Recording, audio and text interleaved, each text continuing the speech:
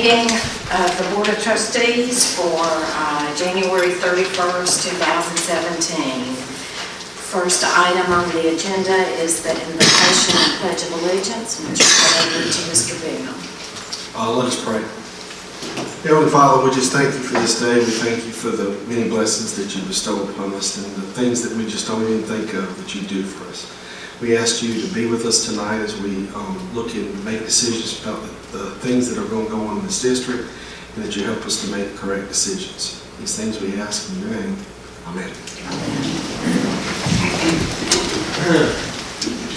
I pledge allegiance to the flag of the United States of America and to the republic for which it stands, one nation, under God, indivisible, with liberty and justice for all.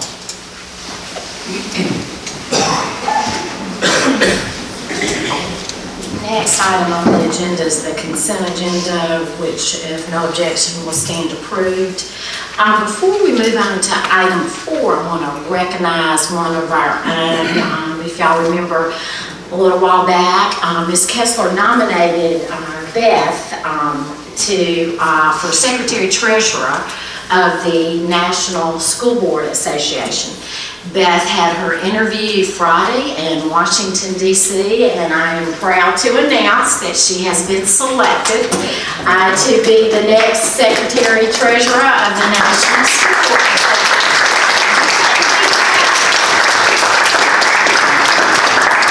Madam Chairman, just to let you know, I actually got the nomination from the nominating committee, so I actually would not know for sure until it goes before the delegate assembly in March. So I won't be official until March, but I did get the nominee from the nominating committee, so we're one step closer. Thank you.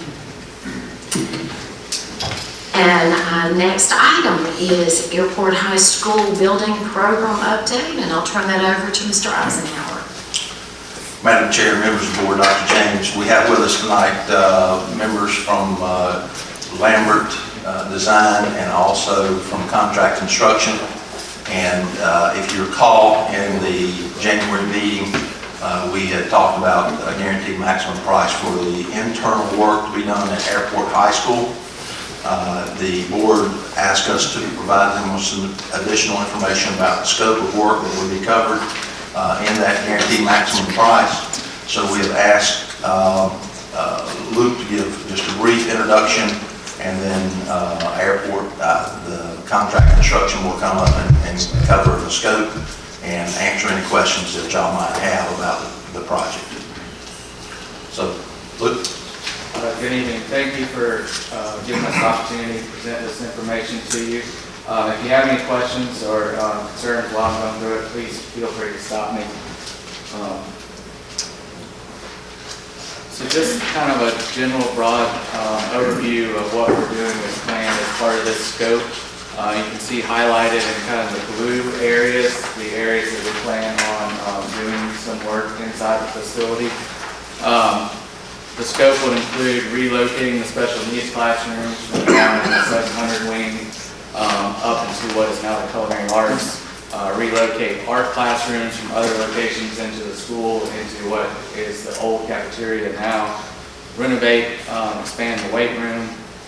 We will actually be relocating the theater to the space beside the art rooms, renovate the gym locker rooms, electrical panel replacement, and pellet window replacement. So to zoom you in, this will be the area by the parking lot. That is the old culinary arts area that's not being utilized, the maintenance area, as well as a couple of classroom spaces. The special needs classroom in the purple will go into the culinary arts, as well as a PACE lab or a life skills lab that will be accessible also from the exterior in kind of a magenta color. The theater will go into what is the existing PACE area, as well as some of the maintenance places in the building. And then the art classrooms with a shared pottery studio will be going into where 2 classrooms are located now. Any questions? That's the old cafeteria. Yes, in the original building it was the cafeteria, so we thought that space was conducive to art classrooms, high ceilings. Now we're zooming into what we call the old gym, the original gym, to the facility. On the plan north, the north side of the gym in the orange and then the red and blue, we're planning on renovating heavily 2 existing locker room spaces to make 2 new locker room spaces with code compliant showers, toilets and sinks, as well as create 2 restrooms, a boys and a girls, that would be accessible from the gymnasium so that you do not have to go into the locker rooms to use those, and it'll allow you to host events more readily and easily in that space so that people have a place to use the restroom. In the weight room, to the right of it in yellow, we're going to be removing the existing stage.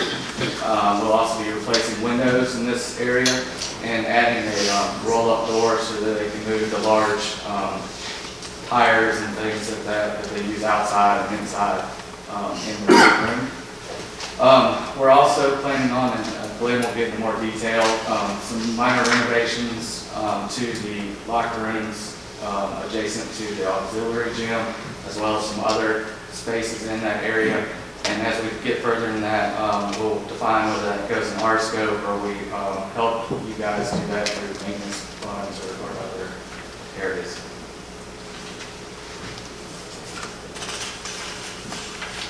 That's in summary, kind of the architectural piece of this.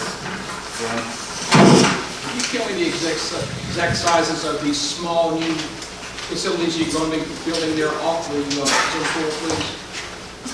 I'm sorry, could you repeat the question? The exact size, because we discussed that there's not going to be enough room in there to run one class in, change clothes, that they might have to do it in stages. One group go in, then the other, right, well, that's going to go into a physical education class considerably. I'm just wondering the actual size of each of those new rooms. I apologize, I don't have the actual square footages in front of me, but the girls' side would be about the same size as the girls' size is now. The boys would be decreased. I want to say they're somewhere around 500 to 600 square feet. And I think that's one of the things I failed to mention. The restrooms in there, we're going to make the restrooms unisex. And I think part of what we're looking at renovating the restrooms and the locker rooms to the side of the auxiliary gym is so if need be, they could both be used for boys and girls, depending on how the school sees best fit to use those spaces to give you more flexibility if there's not enough room.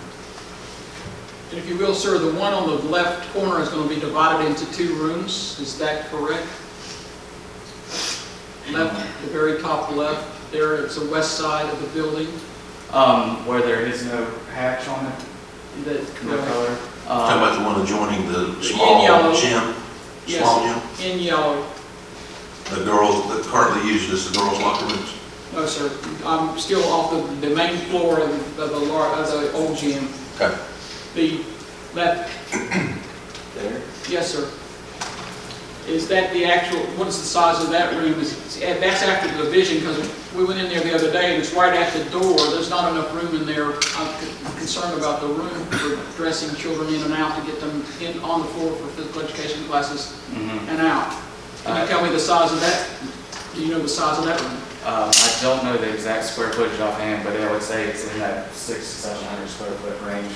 So it's larger than what the girls is currently, but not as large as what the You don't have the boys floor is. space that you have over off the mini gym, nowhere close to it. We went in there, there wasn't even 30 lockers in there. And along the wall, and it was cut off at the door. Okay. So they said, so you don't know the size. No, I don't know. Thank you.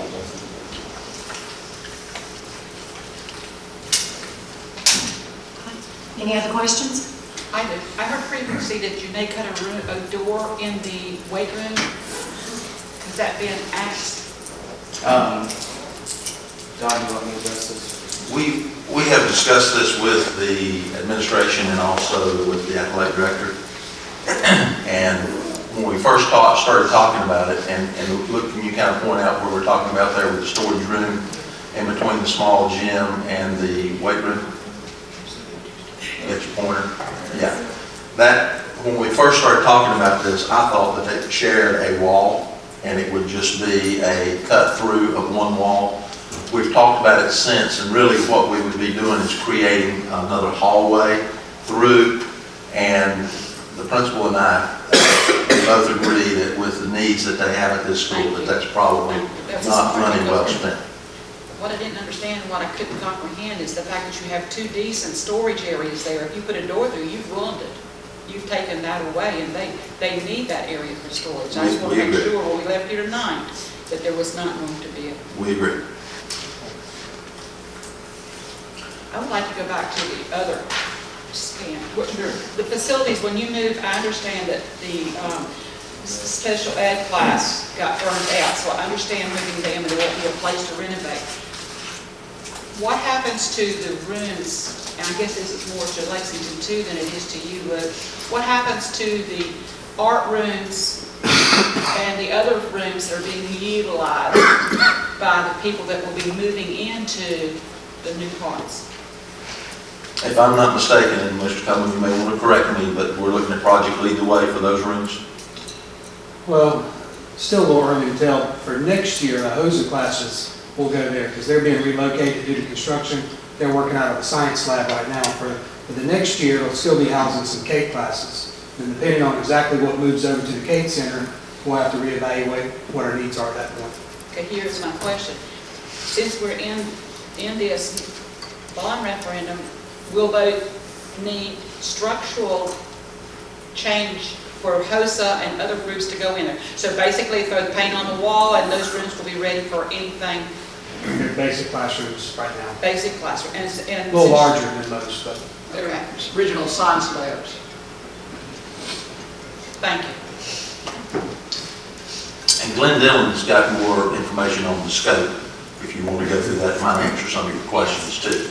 So Glenn, you want to come up and talk about it? Well, I think the next, we're going to go into the. Okay, so we're going to give, all right, I'm sorry, I apologize. No problem.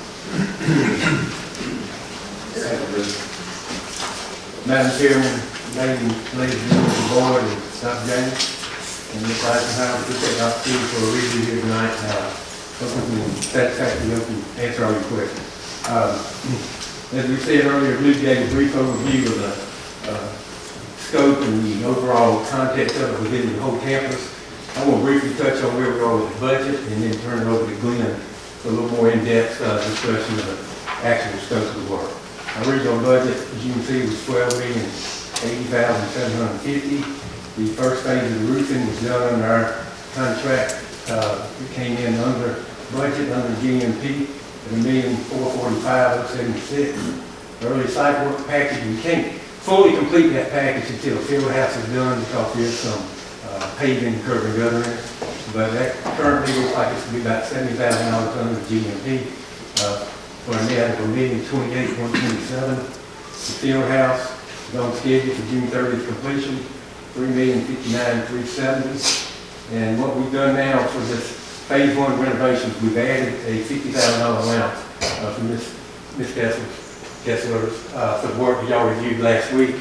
And we understand that scope is not fully defined yet, but we think $50,000 would in general cover what was discussed at that meeting. And also there's a possibility that the district will perform some of the minor parts of that work with just simple work orders. So we've included $50,000 as an alternate, so to speak, but that is within the $2,977,000.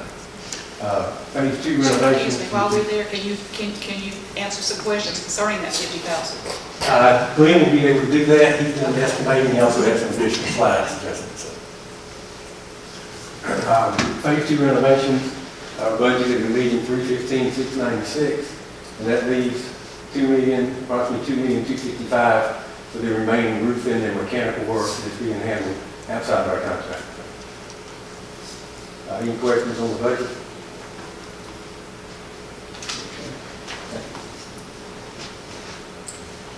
You stood clear. All right. Madam Chair, Dr. James, board. Basically what we've done is just kind of reiterating the things that Luke had said. I tried to put together something that shows the GMP scope with the list of bullets to discuss what we're doing.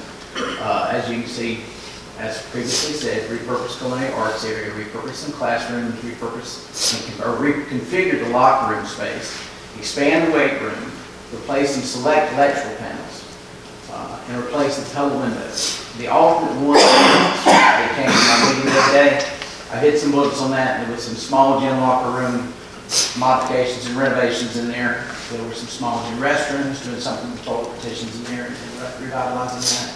There was ceiling mold abatement. We had looked at that room. There was also some rodent access, from what I understand, coming through the dryer vent area off of one.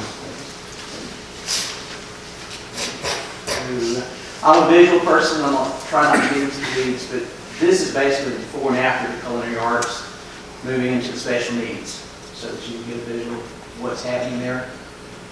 In detail,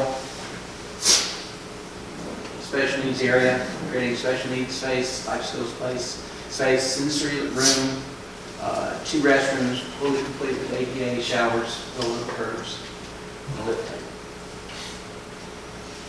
This is the area that was formerly the classrooms, or the cafeteria. It's going to become the art rooms and the new theater space. In detail, you're creating a theater classroom with some makeup areas, creating a theater storage space accessible to the outside, 2 modern art classrooms, complete with storage space, and a shared pottery studio. We're also replacing the window on that, or windows in that room, and providing new roller shades so you can have roller glasses. This space is your locker room space. And Ms. Cuthers, I think you were asking about the previous space of what was in there. This speaks more to what's in there now on the side of the space. And Luke is correct, it's approximately 500 square feet. And the newer locker rooms is what you gain from that. Currently, it's designed for 22 lockers per side. And those do become unisex locker rooms where they can be used by both girls and boys to either side. Not at the same time. There's a blow up of the locker room space as it is to be. You can remedy that by assigning 1 boys and 1 girls permanently? Well, the space that's available now, if you have, yes. You're also creating boys and girls restrooms that are accessible from that gymnasium without having to go through the locker rooms to get there. Is that the main reason for this creation of this male-female room? Luke, you can speak to that. Is to accommodate people from the floor? That is a part that they wanted to accomplish with this. The other thing is that in talking with the principal and the athletic director, they're looking at hosting wrestling tournaments, they're looking at hosting volleyball tournaments, and by taking the urinals out of these locker rooms, basically they can host both male and female tournaments and assign those locker rooms accordingly. And that's what they're looking for long term, and that's really the purpose of changing them so that they can be used by either sex. On the humorous side, they walk 1.5 miles to get to the gym. They can't walk 100 feet down to the other, to the one there from the atrium. Talking about public restrooms. She's not talking about the locker room. She's talking about the public restrooms on the gym floor. Yes, I understand the same thing. Another thing that we looked at, early on we met with office school facilities in regards to the renovations we were making to these. And it's kind of one of those things, once you start messing with plumbing elements, they want you to make sure whatever you put in is code compliant. When we did a plumbing analysis of the building, we were short restrooms for that assembly space. And so I think when we talked to her, they wanted to see us have public restrooms in there as part of it, because technically this gymnasium is its own building on your campus. So that is one of the things we conveyed to them early on, and they encouraged us to include in this scope. It kind of gives you to the plumbing count you need to use that gym as an assembly space. I'm just concerned, my concern is the size of the room, because and all to do is remove the commodes and things from here to here. Is the size of the rooms. That's just a concern for me, is spending this kind of money for a district when, for accommodating a physical education class. 22 lockers aren't going to do it. And the rooms, I'm telling you, the rooms are much smaller than chair areas right there to run a class in and out and to dress them. I'm concerned for the classes and not to if a teacher's in there teaching and wants to teach, they're using different things to roll down the bar. I don't like having to run some of the kids in to dress, run the next group in, there goes 20 minutes of your class time. That's my concern. Any other questions on locker room? The current weight room, or as it exists, there's an old stage there now. The plan is to do away with the stage and expand and lower the floor in that area and expand the weight room into that space. In detail, we get a new weight room floor, paint walls and ceiling, expand the ceiling area in the back, new sound system allowance, new LED lights, the overhead door that Luke spoke about, and then new larger windows in there with roller shades as well. There was a question about where the windows are being replaced. All of the yellow dots indicate all of the areas in which the windows will be replaced. And my understanding that reason is twofold. One, because of the condition of some of the color windows and the condition of the walls surrounding those. There's been some water infiltration and insect damage. This speaks to the alternate just briefly, and as you can see, I left the number 1 on there showing the cut through, and you're right, Mrs. Kessler, it's not very practical to enter into a storage space. But these are the other 2 areas, just kind of gives an idea of the spacing we talked about during this work. This was the locker laundry area we talked about. The mold remediation is in number 2. The screen is actually a hollow metal door, and it's the louvers in the back of it where the rodents are coming in. And in detail, the $50,000 would be to cover those areas, the previous slide and this one, and any other things that need to be done in this area while we're there. We don't know what we'll uncover once we do that system and how extensive all this is. You think that will cover removing the mold that's in that room growing? Yes, ma'am. And replacing the ceiling and painting the walls and cleaning floors. Can we get copies of those ones, or Don, do you have these? If you guys will send them to me, I'll Yes, with the detailed stuff, good. I think that's all I have. I think we've answered your questions during that. So thank you for your time. You're with contract construction. Oh, I'm sorry, I'm formerly Libby Pond, now with contract construction. Okay. I didn't know if So these were your slides with the details? Yes. I appreciate that. I think that's what the board has been looking for, so I appreciate contract construction, y'all's work on this. Nobody likes to give that drawn book, and we do appreciate y'all for providing that detail for us. So that's useful, and I think those slides would be more helpful than what we got. Any questions you ever have, you can find me over there. Thank you. I'll be happy to talk to you. Any detail is my thing.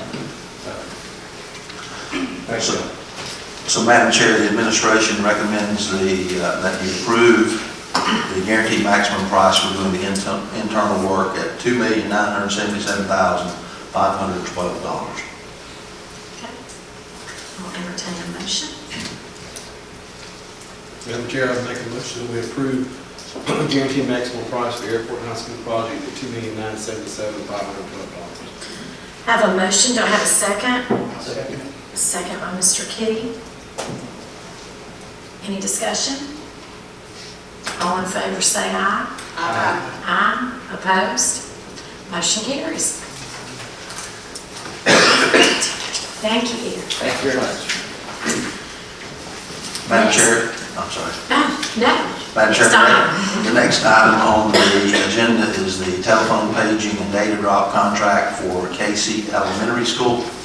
And it is the packet that has telecom written on top. And what you have before you is the amount that we are recommending the awarding of the contract to Telcom in the amount of $617,554.52. And the additional information is just supporting documentation for how they arrived at that price. So this includes the data drops for computers. It includes the phone system, the new phone system that we're going to be putting in. And this will be the first of all of the renovation of phone systems throughout the district. Also the intercom, which is basically a paging system, in that school, and all of the wiring that goes along with all of that. So tax and all, we're recommending that you approve the contract to Telcom Incorporated for $617,554.52. Thank you. I'll entertain a motion. Make a motion that we approve the contract to Telecom Inc. for the data cabling and phone intercom system in the amount of $617,554.52. Have a motion. Do I have a second? Second. Second by Ms. Kessler. Any discussion? Just a question for me. Do we have experience with this company already? Is this somebody we're already using? It is, Mr. SQ, do you want to talk about that? They're asking if we have any experience with Telcom. We've had a tremendous amount of experience with Telecom. Our maintenance department has used them with the phone system, the existing phone system. We've used them for cabling probably past 9-10 years. Whenever we put it out for bid, they come through post bid and put the cabling in. They probably have run 90% of the cable that we currently use in the district. So we've got a lot of experience on the cabling side, and I don't think maintenance has any problem with them on the telephone side, but we'll stop using them on the telephone side with the new systems coming in. But we have a lot of first-hand experience with the crews of Telecom. And I will say that we made this competitive. We basically got information from all of the people that were on the state contract for this type of thing that's in our local area. And Telcom was about $93,000, I think, cheaper than the other bids that we got. So, Okay. And I'm not as concerned about always having the cheapest bid. That's more concerned, do we have good experience with them? So the combination of those is great. Thank you. and I will also say, just for your information, we have gotten a price from them for installing the telephone system throughout the district, and we're going to be recommending, in fact, we want to use them for the rest of the district, install new phones throughout our district. So we wouldn't ask you to approve to put them in Casey Elementary unless we were planning to use them otherwise. Thank you. And again, we've made that competitive as well. So we will be bringing the price for the rest of the district. We were brought up tonight that there's some refining that we need to make on there. Some schools that were included that we're looking at closing down in the near future, consolidating into other schools. So we're going to have to do some refining on that bid before we can give it to you as an actual contract now.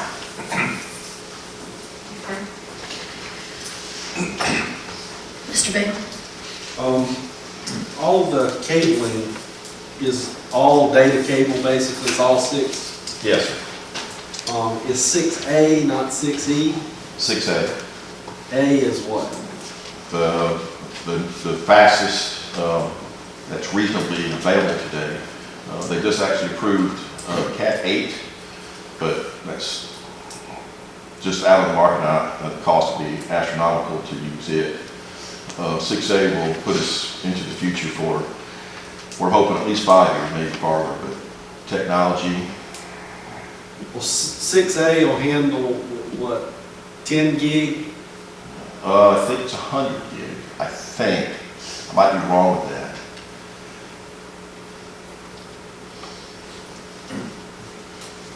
Because most of our switches are probably 1 gig switches. No, actually, we're using fiber on our backbones, and we're getting 10 gig on our backbones. Yes. You might be right with the 10. I'd have to actually look. But I think it's higher than that, actually. I'd have to see the exact specs, but it's the future, the immediate future. Like I said, Cat 8 just got approved. It's way too expensive for us to put that in. We don't have to use any fiber backbones for anything? At the new school, we're putting in fiber backbone. We have single mode fiber between all the racks. And it's capable of at least 100 gig on the backbone. with the fiber. So is that separate from this contract? No, that's included in the contract. It's in this contract? Yes, that contract includes all the cabling, except for the burglar system, the security system. Yeah, the only system that at this point we've awarded keyless entry cameras, and with this we will have covered every system out there with the exception of the intrusion burglar alarm. And at this point we've asked Thompson Turner to get bids on that because there aren't folks local that are on state contract.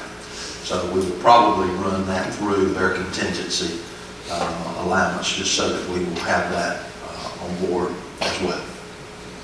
Okay, and so all the fiber is single mode fiber? Fiber is included in the quote, yes, sir.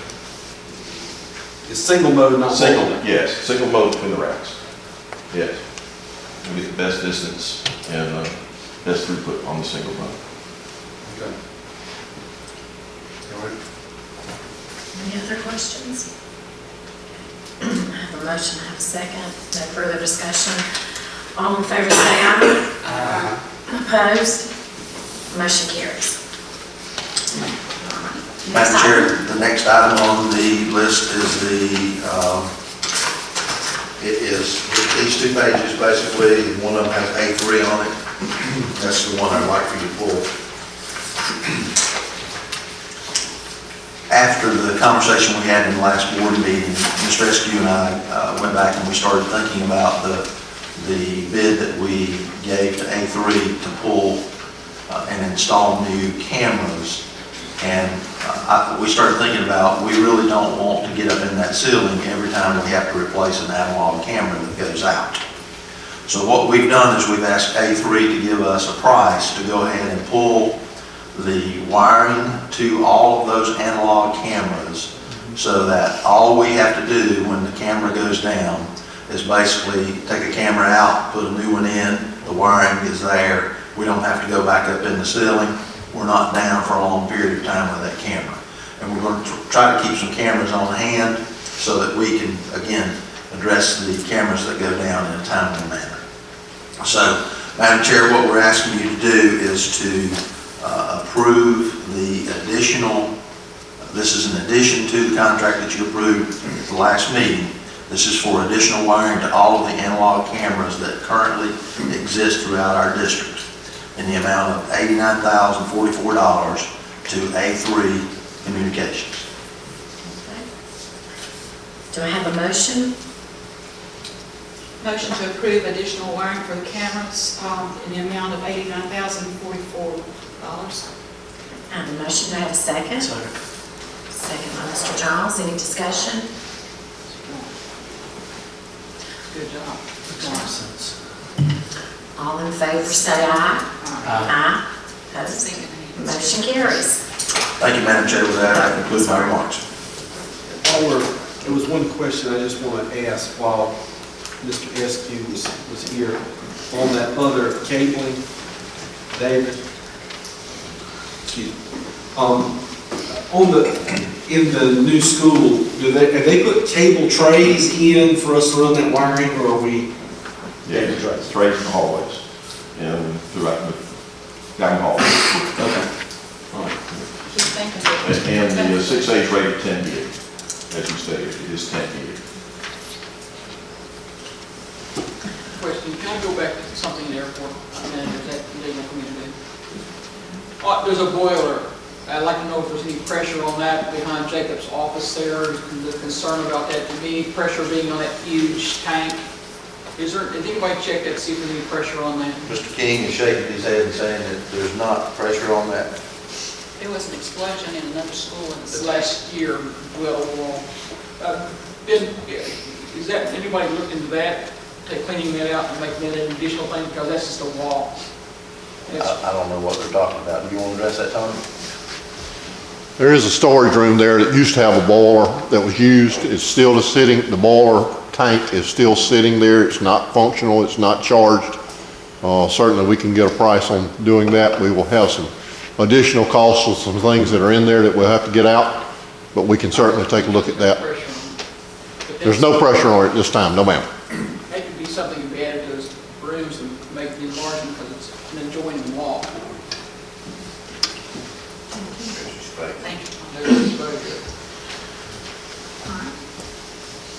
Mr. Eisenhower? All right. Next item on the agenda is discussion of administrative salary range policy.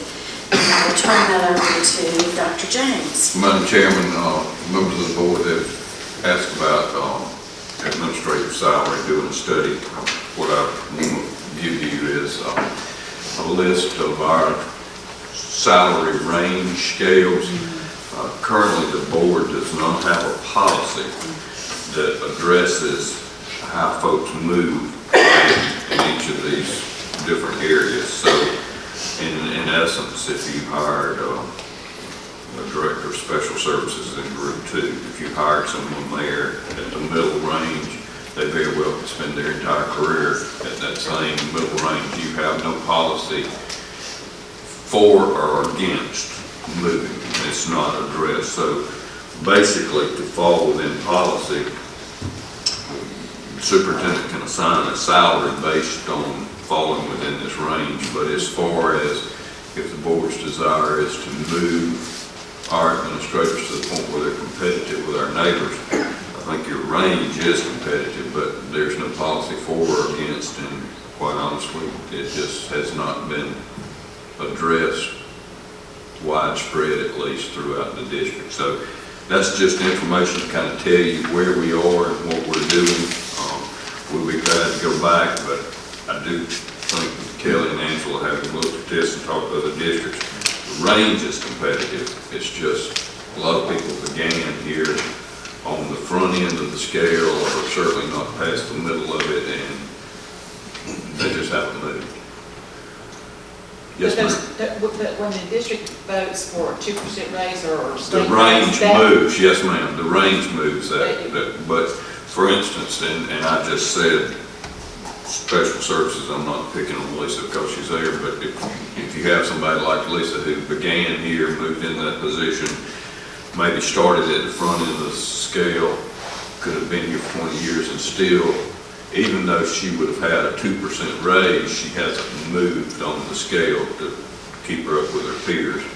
And I don't think that's anyone's fault other than the fact there is a policy for or against moving. So in essence, I guess superintendent could move you, and if the board didn't like it, the argument would be you don't have a policy against it, or you could be very conservative and not move anybody and still be within policy, since there isn't one. But we'll be glad to do whatever the board wants. If you want us to go back and look at this further individually, we'll be glad to work within this. But I know I've had several board members, Madam Chairman, and you have brought that to me too, that we needed to look at. So in our estimation, our range is fairly competitive, but we have no provision for or against moving people once they begin on the range. Is there a teacher range here? That's who needs the money. They're the one doing the job in that classroom, placing those little ones. I know that everybody's job's important, but that group of people is overlooked too for money. Actually, I would think the teacher range does move, because every time they've got another year's experience, they get to bump up. We do And step, they potentially get, like Professor said, if we give a 2% raise, they might get both. So, Plus you get the step increase. but my question, I guess, then Dr. James, is, I know you said they've talked some, well, you've been years of superintendent. I mean, what have you personally experienced in the district? How did y'all handle that? Well, typically, Ms. Brown, you look at performance, particularly by principals, look at experience and degrees. We talked, matter of fact, it came up in one of our sessions last year about differences in salaries, and one principal having had a higher degree. And basically what happens is once you get in this scale, if I were a high school principal, like when I was at Airport and came there with a master's plus 30, I could have been on this range and finished PhD and still never received any incentive for having finished that. So the easiest way and the most efficient way is to work within the scale, of course, but there should be some way to compensate those folks who do go back, and or those folks who have done an exceptional job. You know, we ask high school principals to have high graduation rates and high test scores in the different standardized tests that we have. And, you know, obviously, one of the things I know that Dr. Woodall did, and Ms. Kessler both worked here during that time. There were incentives put in for principals, and schools moved. Schools moved drastically because of that. So you've got a vehicle. There's just, I'm assuming there's been a hesitancy since there is no specific policy. So just to clarify, because I want to make sure, because I don't think I understood that point. So basically, Kevin got hired as an elementary principal, and he had like a master's, but he's working on his PhD. That once he got his PhD, without the change of the policy, he doesn't get to move automatically to a different thing. He would just still stay where he was, right? And so that's why it's going to change, so that he can be rewarded potentially. Because like a teacher would move. Like a teacher goes from master's to PhD, she gets to go to this other pay. But you're saying that principals or people Would not, and you know, in all fairness, and I don't think it, and it's been through 3 or 4 superintendents here. I can't find anywhere where it's been done. There's no policy that says that I couldn't give Kevin a raise, but there certainly isn't any policy that supports that. And since there isn't, I think the error has been on the conservative side. And so in essence, you're right, you could hire Kevin as a high school principal, middle school principal with a master's degree. He stayed in the job 5 years, go back, get a master's plus 30, get a PhD, have an outstanding school, and be making the same money he was making when he went there. Other than if, like Ms. Kessler said, you got a 2% raise along there, and the scale moves. The scale does move. Kelly and Angela worked that out with that overall raise, but you would never get anything that said you got an advanced degree. Dr. James, I got a couple questions too, and I'm thankful that we're looking at this, because I do think we've got to be competitive to keep our admin folks here as well. A couple questions as far as what you're thinking. So obviously I want to recognize years of experience, degrees, and that kind of stuff too. But there is a performance aspect, I think, you know, that is, hey, this principal, this school has really turned it around and that kind of thing, where that there does need to be an incentive for that. So we all need some kind of incentive to improve and do better. So are you thinking we're going to have certain, you know, if you have a master's degree, you get a $5,000 automatic lump, and then we have a variable in there for the performance side? Are you guys talking about creating this policy to bring to us to implement in the future? Or do you just Basically, most jobs, what we want to do is make you aware of the question that I understood was, we'd like to know how we compare with other districts as far as our administrative scale. So what we brought back to you is the fact that we think that we are not way out of line. It's probably a little on the conservative side, but it's not bad out of line. With our ranges. With our ranges. We aren't bad out of line. We may have some that have been stuck in the But middle. we have some people in our district who have been here for a very long time, and they have been very successful by all measures between evaluations and longevity, keeping your job.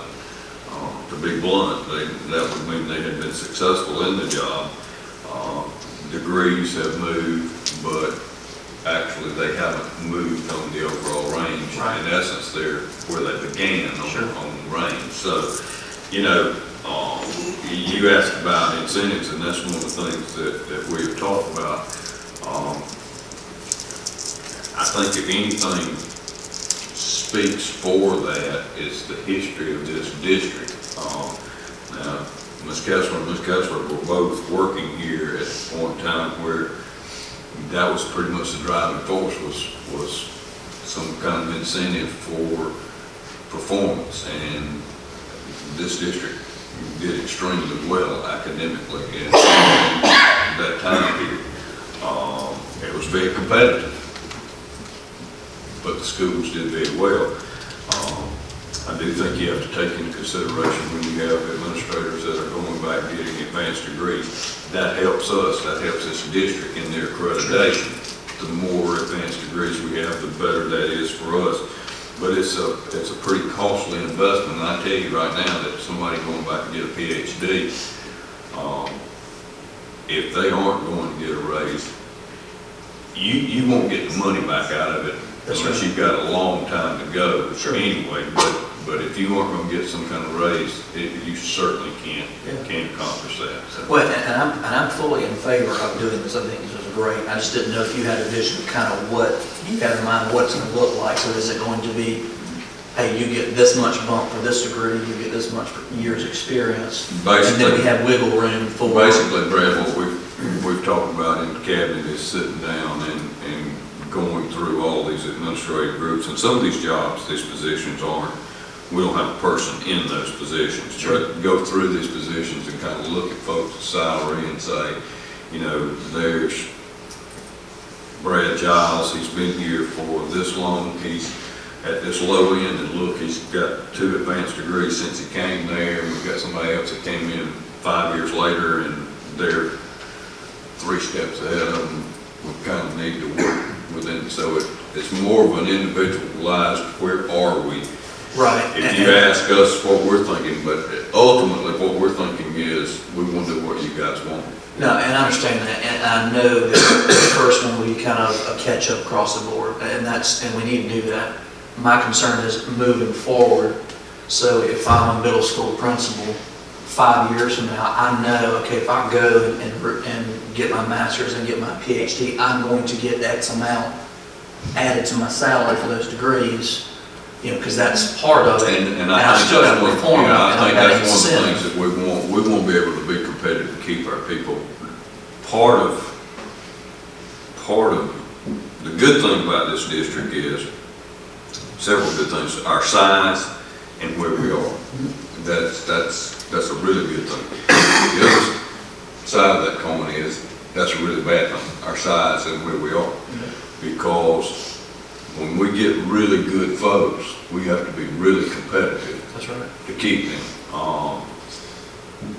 I think when you look at a district that's got less than 9,000 kids, it makes an ideal situation for us to do lots of things that are individualized and make us unique. But by the same token, if I'm a 40-year-old principal and I've still got 15, 20 years before retirement, I've got to feel like that the district is going to look out for me, or I'm going to jump ship to a bigger district that's going to give me more money. Now, if I've got a place where I can be individualized and be innovative and make a competitive salary, then I want to be in a smaller place where I can showcase my talents. But at 40, it's a whole lot different than where I am in my career. So if I do what you need for me to do as your superintendent, I got to have a way to keep good young people in this district. And my point is, I don't want to just fix what we've got right now. I want to make sure we fix that, but then we actually have plans moving forward so that we're not in the same situation 10 years from now. Well, at the end of the day, what I want is the best people money can buy.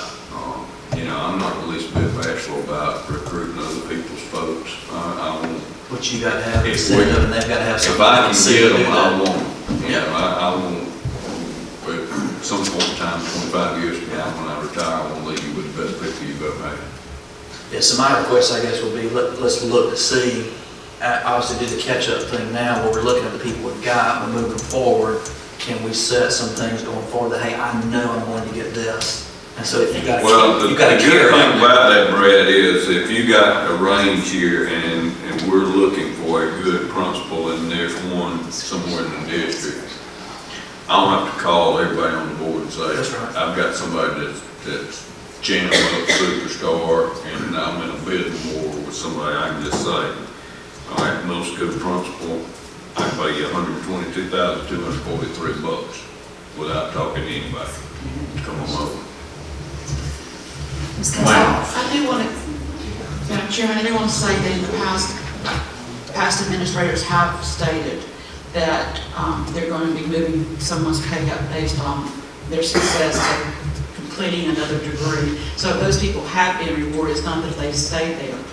So if I'm hearing you right now, what you want to do is for us to propose, which It's basically what everyone said. A motion to develop a plan to financially reward administrative pay based on education experience, success rate within the administrative pay range. Would that be adequate? Second. Question. Well, can I respond? What I'm saying is I was asked, and the board chair was asked by several board members to do a study on administrative salary scales, and are we competitive? My answer to that question is, our scale is probably a little bit light when you compare it to some of the bigger districts around us, but all in all, the scale is fairly competitive. What is not competitive is the fact that you've got administrators that have not moved other than if there is a percentage increase that's been applied to the scale. And in a number of years, you didn't apply anything to it. As I did say, within the administrative pay range, I'm not giving you free will. And I don't want free will. Because I'm going to tell you, I go out and recruit some jam up folks if you let me have a free checkbook, I tell you. All right, hold on, Bill. I got a motion, I got a second, and then Beth has a question, and then we'll go to Mr. Bingham. I really was kind of kidding about the second, but I thought you worded it well, Cindy, so that if it really is a motion, I really will give you a second. That's what he's asking. But here's my, I think I seconded as you were asking it, not necessarily making it, but that's good, it's on there. But here's my question, I kind of want to just say that I like the way she worded it better, Dr. James, for you to have that discretion within that range, because I don't think, and Mr. Giles, I understand where you're going with it, and I appreciate it, but I don't think that we need to, within that, give him parameters like, well, if they go get a master's, then they get automatic whatever. Because sometimes people are out there getting degrees, not really paying attention to what they're doing at their school, and so they might not be being successful just because they got another degree. So in that case of that person, I wouldn't want them to necessarily automatically, you know what I'm saying? I would want him to consider, yes, you got a degree, yes, you're, you know, the whole picture. Yeah, So I I'd rather understand it that. had I'm thinking more. more from an incentive standpoint. Right. Well, I mean, to let them know that their incentive is out there. I agree with that, and to keep it moving forward. But I would rather, like what Ms. Kessler said, this motion is more, consider all of it as long as you keep it within the range. So that's. Yeah, I'm fine with that. Okay, my response to that, Beth, would be, once you go into administration, I don't think you can assume that it automatically brings a raise because you got an advanced degree. I tell you that from the standpoint of the superintendent and from the standpoint of the principal, performance is more important than degrees. I'm living proof that anybody can get a terminal degree. If you just stay over there long enough, they'll give it to you. So we don't want to reward longevity, we want to reward performance. Add to that also, excuse me. I'm sorry, I'll go to Mr. Bingham, I'll come to you, Ms. Kessler. I was just going to say that, I mean, it should be somewhat formulaic. I mean, obviously you've got a low and a high. If a person has been here for 20 years, they ought to be closer to the high end of the scale than the person that's just starting. And I do know that, yes, what we've done before is kind of wherever you were brought in, that's where you're stuck, and it never moved. Yes. And so even if you had come into as a fresh principal where you were an assistant principal, then you were hired as a principal in your first year, so you might have been on the low end of the scale, but you never got credit because now you've been 10 years as a principal, so where's the reward in that? And there is none. And there's got to be some way so that it's fair to everyone, so that we don't pick and choose who's going to get rewarded or not, but it needs to just to use the scale and not just sit at the median of the scale. For taking into consideration education, because that new one coming in may have a PhD or an EDD, which would be a higher degree than that person that's been there for 10, 15 years with just a master's or master's plus. So it's a lot to look at. Ms. Kessler. I want to let everybody up here know too that in the past there has been some people in positions who went in, wrote their papers, did their work, got their doctorate degree, took their paper out, had the secretaries to type it up. And I know a year they didn't do anything, or 2 years didn't say anything, but behind closed doors, and I do not think that needs to be rewarded. I think that needs to be fired. And we know who it is. Who they are. I don't know who they are, but I agree.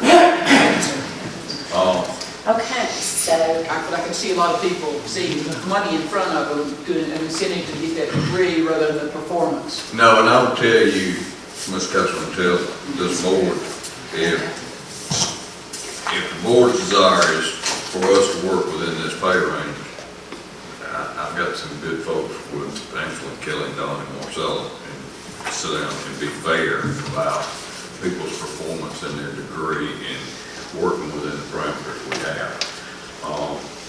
I agree with Mr. Bingham in the fact that there has to be some semblance of a formula. If somebody is 20 years into a job, they'll be closer to the high end than they are to the low end, but then I think there's some intangibles in there that you can't necessarily put a formula to. And the fact that you have a good climate in your school, are your kids doing what they need to do, are you moving forward academically, those kinds of things. But I don't want it to be somebody gets a terminal degree, they automatically get a raise. That's not what I'm suggesting. Of course, I actually thought I was just answering a question when I brought this up. we've done. We've moved right along. All right, we have a motion, we have a second. Do we have any more discussion? All right, all in favor say aye. Aye. Opposed? Motion carries. All right, next, we will go in, I'll entertain a motion for. Madam Chairman, I make a motion the Board of Trustees enter closed session for discussion of a personnel matter and briefing on a legal matter. All right, I have a motion, I have a second. We are now, all in favor say aye. Aye. We're now in executive session.